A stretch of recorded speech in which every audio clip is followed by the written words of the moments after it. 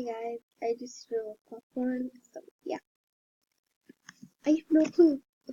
Okay, so I drew a wolf popcorn as a surprise for her, so hopefully she will find this video because she messaged me on Animal Jam saying that she was grounded in Florix, aka Boulder Cats, aka Blushingly, aka I don't even know how many accounts he's had. Jeez, okay.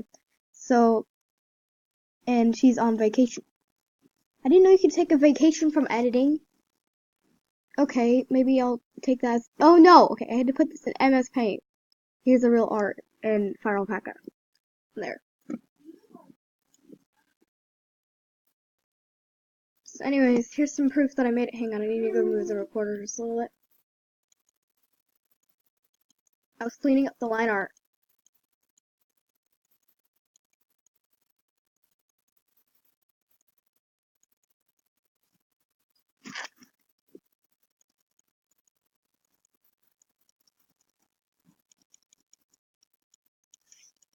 Nothing happens. Jeez. Okay, there. I think we've like went back a little bit too far, but it's not letting me go back anymore. What the heck?